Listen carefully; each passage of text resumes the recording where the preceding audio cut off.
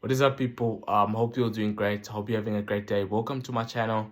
Welcome to another video, guys. Now, guys, I apologize if I maybe move my ring light a little bit midway through the video, or even at the beginning of the video. My ring light is giving me problems here. It keeps like falling, so I might have to fix it from time to time. But hopefully, it's going to withstand the pressure and it's going to last.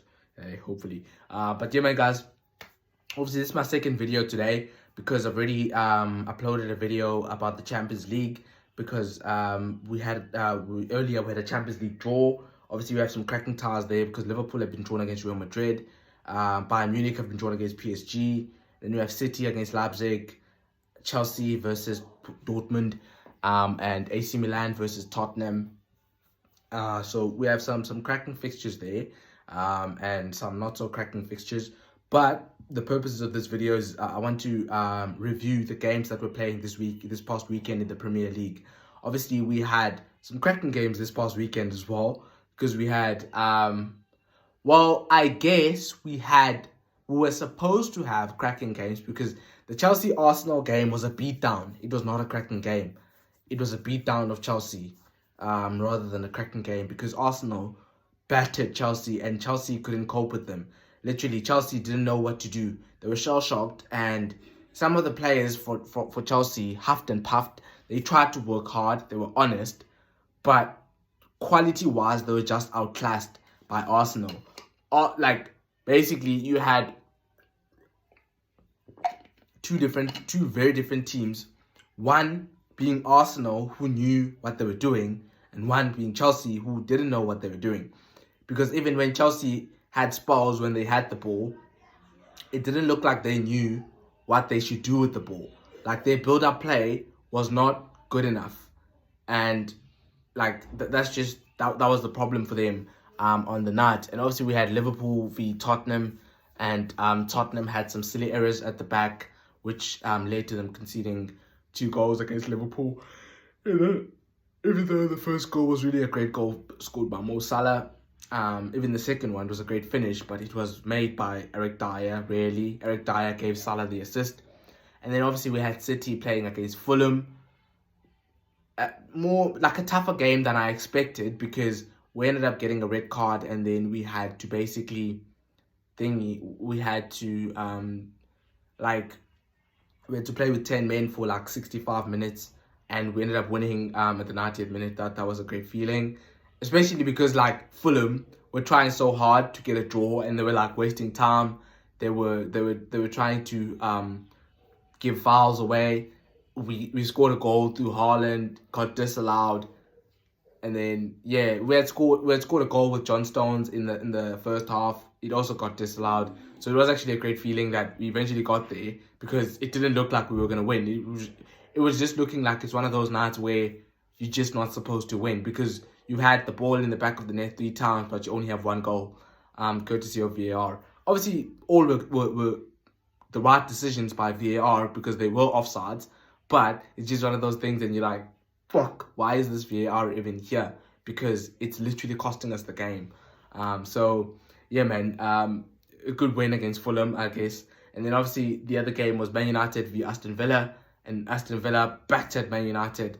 And obviously, it was their first game under Unai Emery, and they completely battered Man United. Some world-class finishes from Leon Bailey and great free kick from Luca Dean, as well as a great finish from Jacob Ramsey. I actually like that kid, Jacob Ramsey. He's from the Aston Villa Academy. I think he's a great player, that lad. He's one of those midfielders that know how to score goals. He knows where the net is. Some midfielders, you get them, they're neat and tidy, but they can't score. He's certainly not one of them. He knows where the net is. And he's one of those players that he'll give you a performance, but also he's going to make an impact in the game, in that he's either going to score a goal or he's going to give an assist. So I think he's a good player, man. I really like him. So those were the games, guys. But before, man, I dive into the fixtures. I know it's 4 minutes into the videos. Into the video, but please, guys, continue to subscribe to the channel if you haven't done so, and also please push that thumbs up button to like the video, and please push the notification bell so that you can get notified each time I post a new video. And I'll just start with the Chelsea Arsenal game, which was the early kickoff yesterday.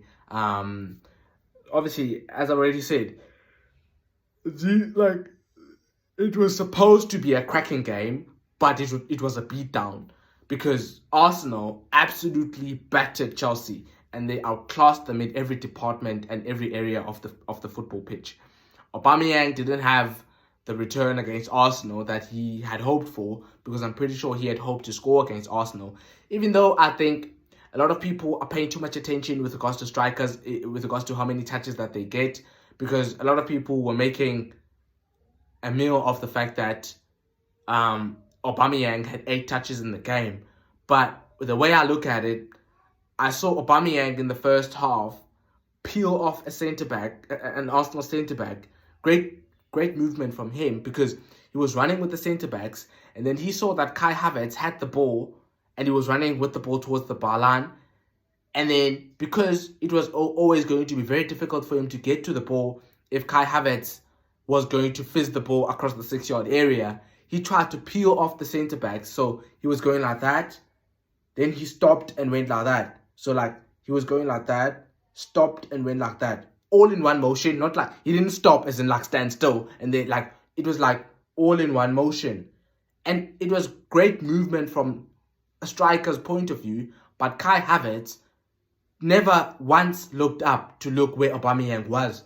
And because he never once looked up to look for where Aubameyang was, he ended up fizzing the ball across the 6-yard box instead of basically laying a simple ball just behind the centre-backs for Aubameyang to strike.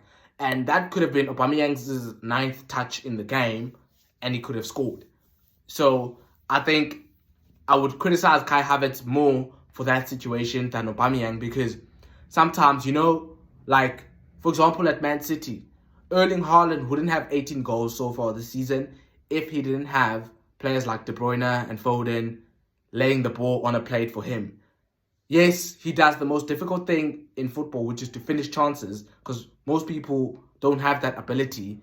But also, in order for him to get those chances, he needs the likes of De Bruyne and Foden and Mahrez and Grealish to create those chances for him. And you were looking, when you were looking at Aubameyang last night, or basically yesterday, because it was not at night, yesterday against Arsenal, you could kind of almost feel the frustration, because even if, yes, Chelsea were dominated in the game, but even when they had the odd time to break on Arsenal, they were not making the right pass. They were not making the right pass to the final third to basically carve out an opportunity for Aubameyang. And as a result, it was just they were never going to win. They were never going to win that game, simply because they basically they didn't create enough clear-cut opportunities. And I thought the major problem for Chelsea was the fact that, I think the major worry that Graham Potter would have had after that game was not the fact that they lost, but the fact that they didn't create anything. They were never a cohesive unit in terms of as an attacking unit. They never found enough opportunities to make good passes and play between, and play through the Arsenal press, so that they can be able to create even at least one clear-cut opportunity. They never had that chance in that game. Yes, part of that was because Arsenal was so good in their pressing, but Chelsea need to be better in terms of being able to beat the press. It's not like they have the worst players in the Premier League. It's not like they're the bottom team in the Premier League. They do have some quality players, and I know they have some injuries, but surely you need to do a better job over a period of 90 minutes, because when you play against a team like Arsenal who presses you, they also will get to a point where they start getting tired a bit, because they've been pressing you for 90 minutes, or for 60 minutes or for 70 minutes. Surely you can find at least one opportunity whereby you can play through their press. And I guess maybe also the problem was the fact that Edouard Mendy was playing, and his build-up play is not that great. So even when Chelsea were trying to play out from the back, they were basically Edouard Mendy was every time he got the ball, the Arsenal players were pressing him. because they know there's an error in him in terms of him playing out from the back. And because he doesn't want to make that error, he was kicking the ball long, which obviously there's nothing wrong with. You'd rather him kick the ball long than him give the ball away and concede a goal. But I guess that's a deficit for the way Graham Potter wants to play, because he's not a manager that likes playing with a long ball. He doesn't like basically having to shoot the ball long all the time. And that's what they had to do in that game against Arsenal, because Arsenal's pressing was so good that with Edouard Mendy, they were never going to be able to play out from the back. Otherwise, they were going to make error after error after error, because they were going to give the ball away. And Cucurella was shocking as well yesterday. Like, Saka had him on toast. He was making foul after foul after foul on Bukayo Saka. I'm pretty sure he got booked at the end of by the end of the game, and like he just couldn't cope with Saka. And even when he got the ball, he couldn't maneuver his way out of a situation of him being pressed, and he was giving the ball away all the time when he was being pressed, or like he was giving the ball away and then giving a foul because he's too eager to try and get the ball back because he's giving it away. So I have to say I'm pretty happy that we didn't pay the 60 million for Cucurella that Brighton were demanding. Not because I think he's a bad player. I think there's a good player in there, but he's definitely not worth over 60 million, which Brighton wanted basically from them, from the clubs that wanted Cucurella.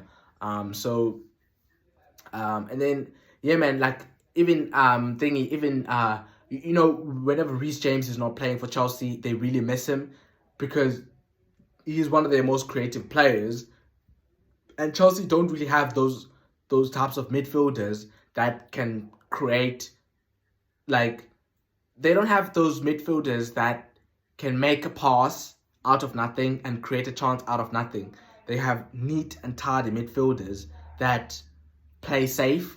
Like, Jorginho is going to make the odd great pass, but he doesn't make it with enough consistency. And as a result, whenever Reece James is not playing, or Ben Chilwell is not playing down those wing backs or the left back and right back positions, they really struggle with regards to creating chances. And they struggled to recycle the ball as well yesterday. I think Chelsea need a world-class defensive midfielder as well, because Kante keeps getting injured. Maybe he's past his best now, because they also struggle to retain possession. Like, every time they were getting the ball, Arsenal, like, they literally could not beat the Arsenal press. They were being pressed by Arsenal. Yes, part of this is because Arsenal was so good in their press, but you can't tell me that you can't not even once play through the press of someone when they're pressing you. Like, I don't care how good someone is with regards to pressing, but surely, as Chelsea Football Club, you have enough quality in your squad. And Graham Potter would have been practicing since he's arrived at Chelsea, playing out from the back. And they literally could not do that yesterday. And there's just, I think, it's what I was saying at the beginning, that the worry for Graham Potter is the fact that they seem like they can't attack as a cohesive unit. There's no cohesion when they attack. Even when they defend at times, there's no cohesion. But because they have players like Thiago Silva and Aspilicueta who are experienced, they are able to limit the number of goals that they concede. But as an attacking threat, there's just no cohesiveness. No, not threat. As an attacking unit, there's just no cohesiveness between like their players, and they seem like they can't carve out opportunities from they can't create enough clear-cut opportunities unless they're playing against a mediocre team that's not going to press them as much as Arsenal press them. So yeah, man, I think I think also the worry for Chelsea is the fact that they spent over £270 million and there's still flaws in their team. Like, and the major reason why that is because, yes, they spent over £270 million, but, for example, they overpaid for Cucurella, because Cucurella was 60-something million pounds, which he's not worth that. Like, if they wanted a fullback, surely there was a better option out there that they could have negotiated or that they could have scouted, so that they can pay less, so that they can invest some of the money somewhere else. But because they signed players where like they were overpaying for those players, that then limited them in terms of signing enough players and signing all the players that they needed. So yeah, man, Graham Potter is going to need some time at Chelsea to stamp his authority and to make a significant impact, because first of all, they need to get the recruitment right in terms of getting the right players in the right positions before they can start kind of like playing at a very high level. Because yeah, man, their team just doesn't look like, I mean, they don't look, they're never gonna even challenge for they were never even okay, I don't know how to say this, but like they're nowhere near challenging for a league title. And with regards to top four, they probably have enough quality to make top four, but in terms of like Arsenal and Man City are miles better than them, especially when you look at that game. So Graham Potter is going to need some time to make a significant impact at Chelsea. And obviously Arsenal, as I've said, Arsenal were really good against Chelsea, and they made Chelsea look really bad. The only thing with regards to Arsenal, and I'm sure Arsenal fans are starting to get worried about this, is Gabriel Jesus. Even though I personally wouldn't put a lot of emphasis on this, because it's what you get with Gabriel Jesus, in that he's a brilliant player and he's a striker stroke winger. He can get the ball in tight spaces and beat 2 or 3 players. He's that good because he's a Brazilian. So he's got dancing Brazilian feet. Like he can beat, he can drop a shoulder and beat his man, and like he's that type of player. But he's never been a lethal finisher. So he might get a really easy chance and miss it. Like how we did against Chelsea, where literally he had to head the ball and direct it towards goal, and he headed the ball wide. He's that type of player. He's frustrating, I know, because like he was at City, and there were times where Kevin De Bruyne was going to put the ball on a plate for him, and all he needed to do was to execute the right finish. And he wouldn't do it. He would spurn the chance. And that's just the type of player he is, in that he's not a clinical finisher. But he brings a lot to the table than just finishing. He brings a whole lot more to the table than just finishing. He's tenacious, he presses, he works hard for his teammates, he wins the ball back, his pressing is so good. So there's many things that you get from Gabriel Jesus, but clinical finishing is not one of them. And Gabriel Jesus is one of those players that he honestly frustrates me. Even like, I'm not an Arsenal fan, but I want Gabriel Jesus to be successful because I really love the lad. He was really good for City for a number of years, and he always gave his 100% for the football club. So I wish him the best in everything that he does, and I would like him to be successful. But the frustrating thing with him is that his confidence is like, he's not, as a football player, you can't be sensitive. Like, you need to have that arrogance/confidence. And what I mean by that is that when you miss a sitter and you miss a one-on-one chance with the goalkeeper, you should never allow it to get to your confidence. I know this is easier said than done, but the players that allow missing a sitter get to their head are the ones who are not great finishers. And they go through spells where it's like they go through 8 to 10 games, and they don't score. Because they're constantly thinking about that last chance that they missed. And that, like, I should have scored. Or I should have done this, or I should have done this, or I should have done that. Whereas you look at lethal finishers like Erling Haaland, like Robert Lewandowski, like Karim Benzema. These guys don't care about missing chances because they know that the next one is coming. And I have to be ready for the next one. So I might miss this one now, but I have to be ready for the next one.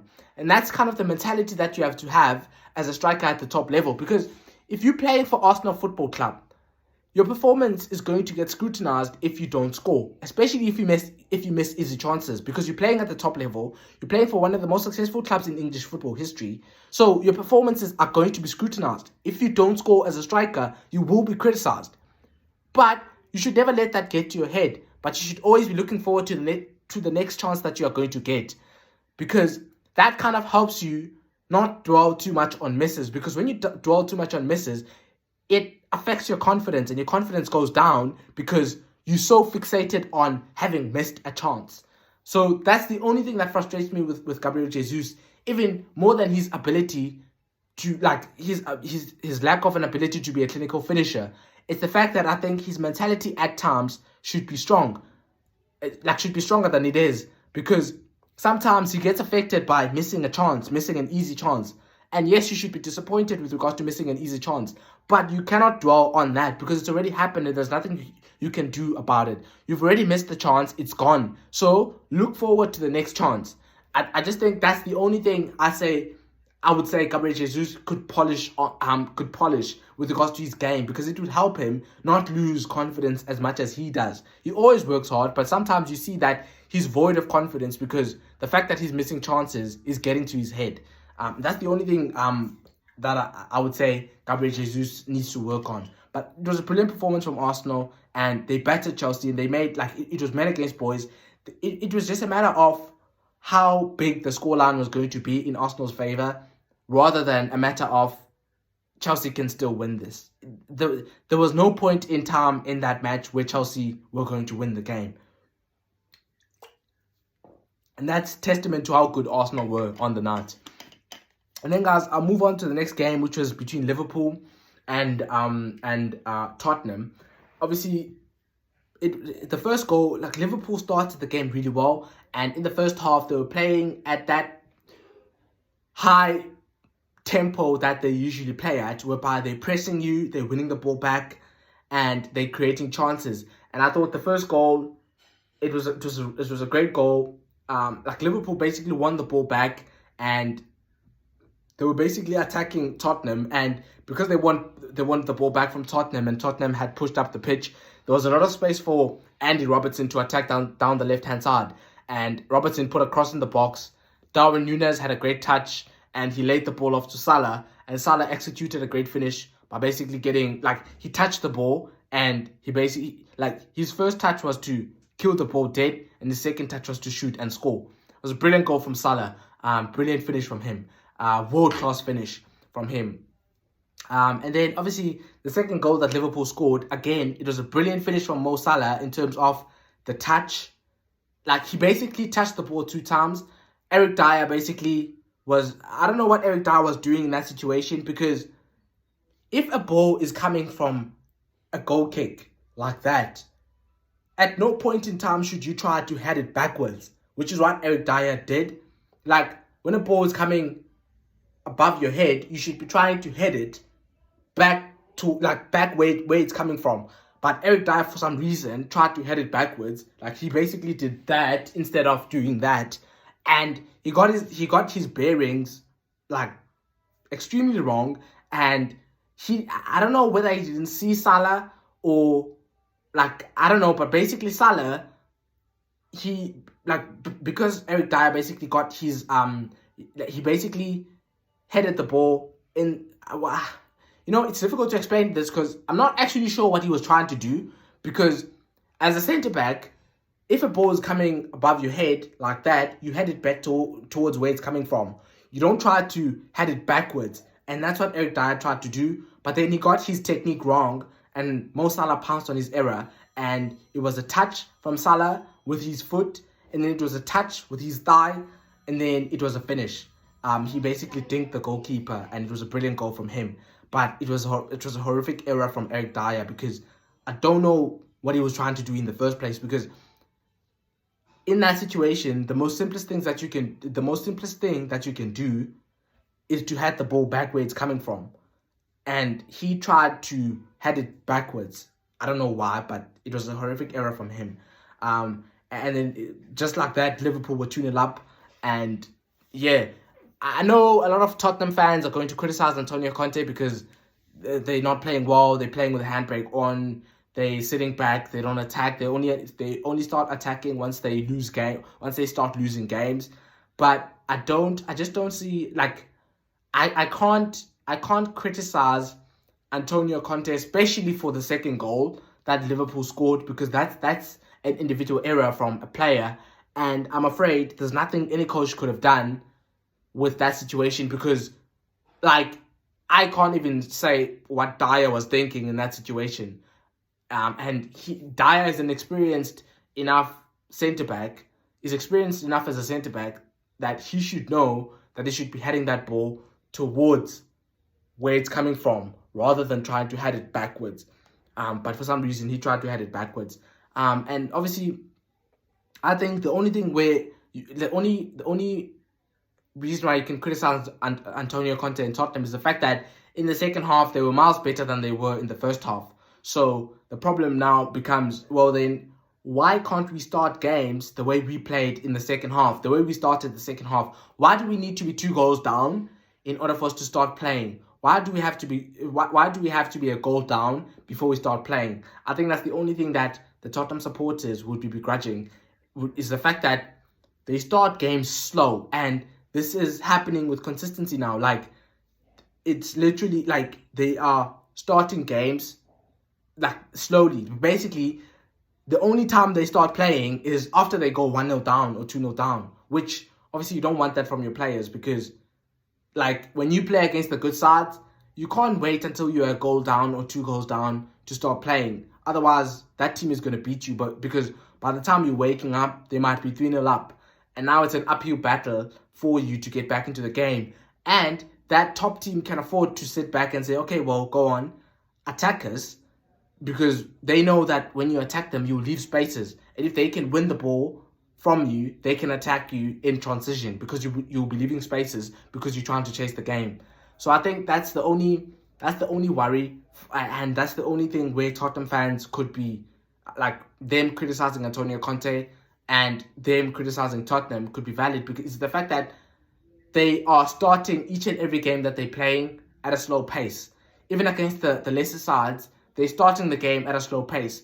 They're just being helped by the fact that they have quality players in their team, and they can afford to start a game slow against a lesser side, because eventually their quality is going to show and their top players are going to come to the party, and they're gonna have 1 or 2 world-class moments, and they're gonna end up winning the game 3-0. And it's all forgotten about in terms of how they started the game. But the problem is when you play against teams like Liverpool that have the quality to hurt you, if you're going to come out of the dressing room and you're not going to play for the first half, then you are going to lose the game, because that team is going to get a 2-goal lead on you or a 3-goal lead. And now it's an uphill battle for you to come back from that. So I just think that's the only problem that Tottenham have, in that they're starting games very slowly. And I also think they do have a problem of not having enough quality in their team, because Spurs scored in that game after Kulusevski came onto the football pitch, because Kulusevski had a moment of quality where he found Harry Kane and Harry Kane scored. Whereas when Kulusevski was on the bench, it was only Harry Kane who had quality to create something.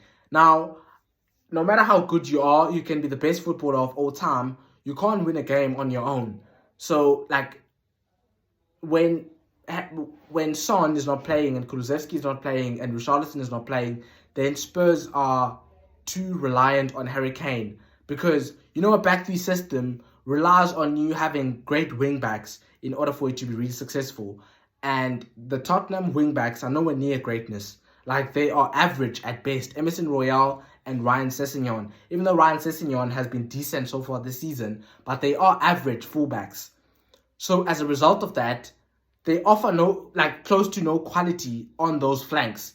And as a result, Tottenham have to rely too much on Harry Kane for creating chances and scoring goals. And you just can't expect a guy that he's going to be the one who creates chances and also he's going to be the one that scores goals. That's too difficult of a job unless he's playing with top players all over the pitch. Because if he's playing with top players all over the pitch, then there will be times where he does not have to be the creator, because other guys are going to create for him. And therefore he has to be the finisher. Whereas at Tottenham, Kane has to be a creator and a finisher at the same time, which is a bit of an impossible job to do. So I just think that's the problem that Antonio Conte has. More than actually my bottle cap there went behind the bed. More than under the bed, not behind the bed. More than having an ineffective style of play, I think the quality in the Tottenham squad is not that great. And as a result, they rely, when they get a few injuries to their front players, they have to rely too heavily on Harry Kane, and as a result of that, they will come up against teams and they're going to get outclassed. And because they don't have enough quality in the side, they can't create lots of clear-cut opportunities, especially when they don't have Son or Kulusevski. Which you can't really blame Antonio Conte for that, because, I mean, we can't control injuries. I was just looking for my... let me just stop. I was just looking for my bottle cap there, guys, but I can't see, so I just stopped, because I don't want this thing to keep falling down. But yeah, guys, it was a good performance from Liverpool in the first half, but in the second half, they kind of, they were average at best. They weren't really creative in the second half, and that allowed Tottenham to get back into the game. But Tottenham didn't, they weren't able to score the second goal, and as a result, Liverpool ended up winning the game. Good win for Liverpool, because it was their first away victory so far this season. And I think that first half, in terms of the quality that Liverpool showed, is the reason why I'm not yet ready to say. I know some people have been saying that it's looking unlikely that they're even gonna make top four, but that performance in the second half from Liverpool is one of the reasons why I'm still not too comfortable with saying they're not gonna make top four, because I think they still do have enough quality in their squad, and we don't know what shape they're gonna be in when we come back from the World Cup, because they could sign a few players in January that might add quality to their squad.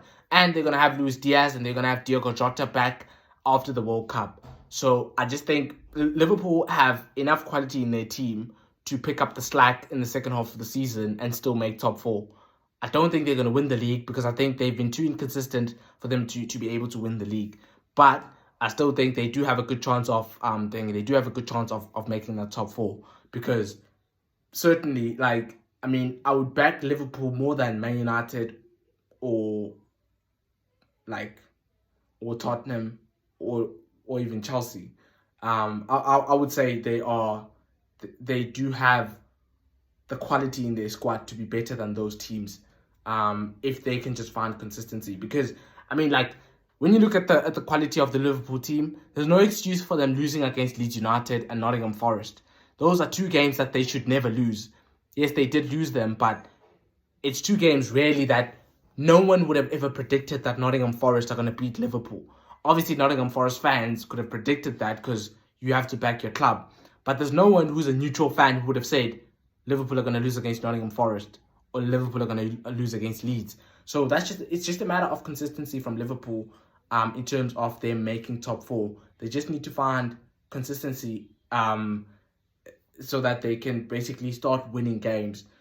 So yeah, man, I think it was a good win for them against Tottenham, and it was a good performance in the first half. In the second half, they fell away a bit, but they did all the job in the first half, and they ended up winning the game 2-1. And then moving on to the other games, guys. I'll just talk briefly about this, because there's not much to talk about really. Man City beat Fulham. Obviously, this was really a frustrating game as a City fan, because everything was smooth and plain sailing, and we're winning 1-0, and we were creating chance after chance after chance, and Fulham were hanging in there. And then one long ball and seconds of bad defending resulted in us having a red card and conceding a penalty. And Fulham scored from the penalty, and all of a sudden the score is 1-1 and we're down 10 men. Now, with regards to whether I think the Cancelo challenge is a red card or not, I think it's very difficult for the referee not to give a penalty in that situation and not to give a red card, because Cancelo never made an attempt to play the ball, and he makes movement towards that guy Wilson. I think it's Harry Wilson or something. He basically does that. He tries to barge him out of the way without even looking at the ball. So he's not making an attempt to play the ball. And because he tries to, it's almost as if it's almost as if he's playing rugby or something, and he's trying to bounce, he's trying to knock someone off the ground. So it's very difficult. Yes, you could argue that it's shoulder to shoulder, but Cancelo is the one who makes movement towards the guy Wilson, and as a result, he's the one initiating the foul. So it's very difficult then for the referee not to give a foul in that situation. And then my only problem with it is that exactly the same thing happened in the Tottenham game yesterday, with Trent Alexander-Arnold doing exactly the same thing, maybe not as forceful as Cancelo, but doing exactly the same thing that Cancelo did on Ryan Sessegnon, and nothing was given. That's my only issue with it, is the fact that there's no consistency. And obviously we've been saying this for like the whole season, in that you get some fouls that are given in some games and you get some fouls that are not given in some games with the referees, and that there's a lack of consistency with regards to the referees. So that's my only issue with it. But I think it's very difficult for the referee not to give a red card in that situation. But obviously we ended up having to play the game, like over 65 minutes, having to play the game with 10 men. And we tried, like our players really worked hard. They worked incredibly hard to try and retain possession, to try and stop Fulham from counter-attacking us, because it was easier counter-attacking us because now we had a man less. So whenever we were pressing Fulham, if they were able to play through our press, there was a space that was going to be vacated because we had 10 men on the pitch. So like Fulham didn't really create like loads of chances.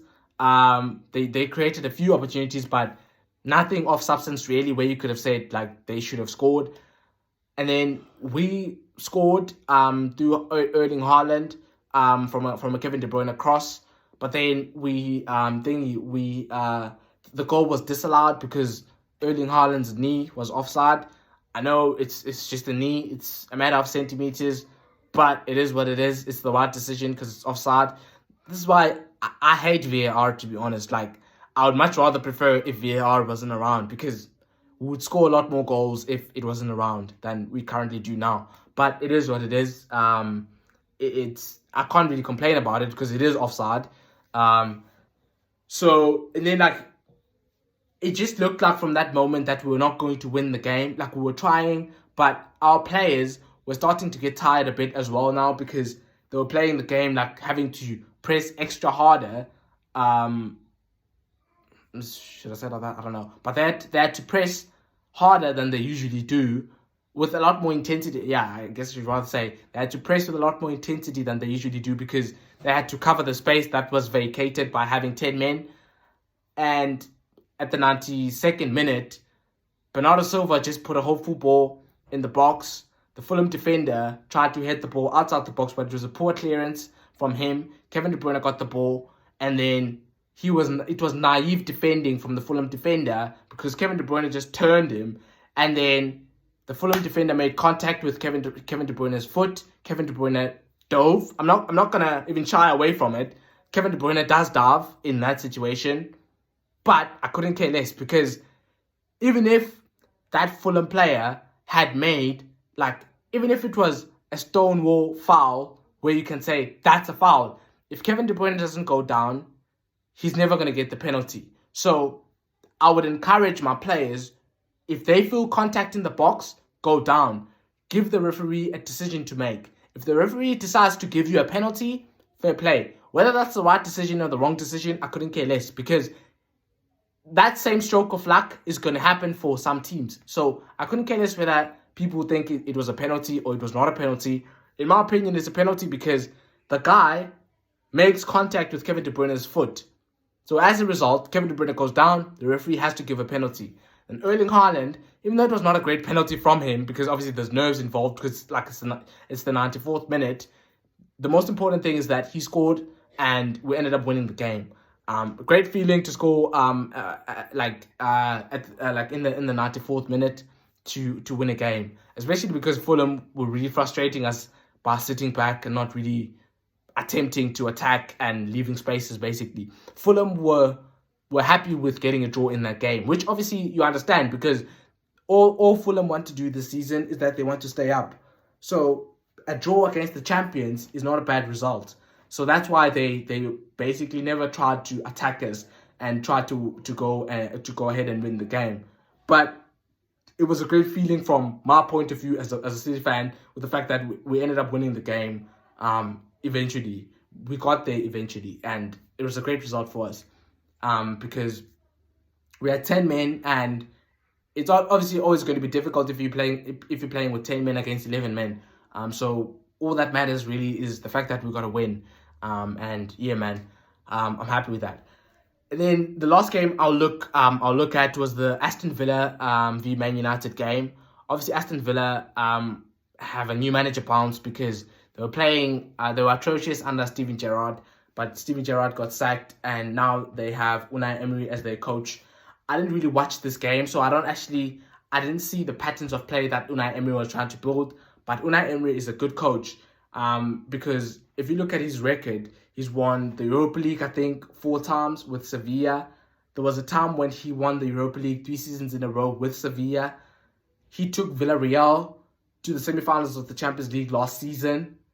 Now, like, when you take into consideration the amount of money that Villarreal spent, the fact that they were able to knock out Bayern Munich out of the Champions League and make the semi-finals, and they were on the brink of knocking out Liverpool, even though it was never going to happen really, because Liverpool were leading 2-0 and Villarreal, I think, scored, or were Liverpool leading 3-0? I think it was 3-0 and Villarreal scored 2 goals, and it was 3-2 by half-time of the second leg. But then Liverpool just turned the screw and they ended up winning the game. I think Unai Emery is a really good coach. Some people don't rate him because of how he did at Arsenal, but when you actually look at how he did at Arsenal with the time that he was given there, he actually did quite decent, because in his first season, he finished 5th, a point off Chelsea, who were 4th. So he was only 2 points away from making top 4, and he went to a Europa League final and lost to Chelsea. And then the next season, I think they finished 6th or 7th, I'm not sure. But I think he was sacked. I'm not actually quite sure. But when you look at his record, he didn't do too bad at Arsenal. Just that the fans didn't really warm up to him, and they didn't really like him, maybe as a personality, I don't know. And they basically wanted him out the door. And as a result, the Arsenal board ended up sacking him. But Unai Emery is a really good coach, as he's shown throughout his career. So, and also, like, Aston Villa is a club with history and heritage. So whenever they get a new manager, the players, obviously, every time a club gets a new manager, the players want to work harder. They want to work they want to work harder than they have worked in previous games, because they know that it's a clean start, it's a clean slate for everyone, because the manager has no favorites. He's just come through the door, and therefore he's not going to have any players that he likes and any players that he doesn't like. He's simply going to pick the best players that he feels like are going to win him the game. So the players, automatically, by having a new manager, raise their level of performance because they want to make an impression. And then when you look at the quality that is in the Aston Villa team, they're a team that has quality. Leon Bailey is a quality player. He showed quality in the Bundesliga, which is obviously not as tough as the Premier League, but I think with the right coaching, and if he stays injury-free, he does have the right qualities to succeed in the Premier League. Luca Digne is a player with quality. Ollie Watkins is a player with quality. So these Aston Villa players have shown that they have quality. Steven Gerrard just couldn't get the best out of them. And the problem that Steven Gerrard also had was the fact that he didn't know his best team. So he kept chopping and changing. He didn't know whether to play Ollie Watkins together with Danny Ings. He didn't know whether he should play Leon Bailey. He didn't know whether he should play Philippe Coutinho. So he just didn't know his best team. And as a result, the performances were too inconsistent. And that led to his downfall, basically. But Unai Emery picked a side. Man United were, they played a part in that. They were not that good in that game. And Aston Villa just came out of the floodgates and they just overwhelmed them. They scored 2 goals in the first 10 minutes, I think, or the first 15 minutes. And from then on, it was an uphill battle for Man United because the stadium was bouncing and it was always going to be very difficult for Man United to make an impact. And obviously, Erik ten Hag is still trying to stamp his authority on the team. He had to play Ronaldo last night because Anthony Martial was injured, Jadon Sancho was injured, Anthony was injured. So obviously Ronaldo is a great player in terms of the history of the game, but he just doesn't suit what Erik ten Hag wants to do in terms of the whole pressing style and pressing from the front. And Erik ten Hag would rather play Anthony Martial or Anthony instead of Ronaldo, but he had to play him because he had injuries. And as a result, he ended up like the performance was not good enough for Man United because they just like they were overwhelmed by how Aston Villa pressed them, and the fact that each and every time Aston Villa were losing the ball, they were working really hard off the ball to try and get the ball back. And as I said, I can't really give a tactical breakdown of this game because I didn't really watch it, but there were 3 great finishes from Aston Villa, from Jacob Ramsey and Luca Dean, as well as Leon Bailey. And it was a very good performance from Aston Villa's point of view, with the fact that it was the first game of the new manager, and they just overwhelmed Man United and they pressed them, and Man United couldn't cope with them basically, and ended up losing the game. But this is a bumpy road. Like, Man United are gonna have many more performances like Aston Villa, where they lose a game after being unbeaten in 9 games or 8 games, because Erik ten Hag is still trying to build a squad of players that is going to challenge for the league title. But you can't go from being really bad to title challenges. Like, you can't have that jump. A perfect example is Arsenal. Arsenal, under Mikel Arteta, there were times where they were really bad, and some of the fans were calling for Arteta to be sacked. Even last season, like, during the first half of the season, some of the fans are calling for Arteta to be sacked because they were like, he doesn't know what he's doing. But because the Arsenal board were patient, you look at Arsenal now and they're playing at a very high level, and they're playing a similar style to Manchester City in terms of they're pressing the life out of teams and they're dominating the ball, and they are blowing teams out of the water basically. And they are out. I actually can't wait to play against Arsenal because I think, like, we're the only team so far this season that has played the same level of football as Arsenal, and I think we can cause them problems because they want to play exactly the same way we play, meaning the spaces to attack. And when you have the likes of Erling Haaland and Kevin De Bruyne and the spaces to attack, then it's easier to play. So I want to play Arsenal because I would like to see how they're going to do against us. I would also like to see how we're going to do against them, because we seem like with the 2 teams that are going to be going for the league title this year, even though I still think Man City by the end of the season are going to be the champions, because I just think we have a better squad than Arsenal. But I think Arsenal have been really good so far this season, and Man United are aspiring to get back where they once were, in that they want to challenge for league titles. But it's going to be a bumpy road, and you can't go from being really bad to being title challengers. That just can't happen. And that's the thing that their fans have to get used to, in that you get some performances where you haven't really played well, but it's a process, and it's what, like, Erik ten Hag is trying to get to a level where they'll play at a very high level. But at this moment in time, that's not possible because it's still the beginning of the journey. So yeah, guys, man, I'll end the video there. I've spoken about all the games I played this weekend. If you haven't done so, guys, please subscribe to the channel, and please push the thumbs up button to like the video, and also please push the notification bell so that you can get notified when I post a new video. And please, guys, if you have any comments, please comment in the comment section down below. I'd really appreciate if you guys would comment. Yeah, man, enjoy the rest of your evening, guys. Enjoy the rest of your week. Have a productive week. And yeah, man, enjoy the rest of your day. Thank you for watching the video. I'll see you guys in the next one. Thank you.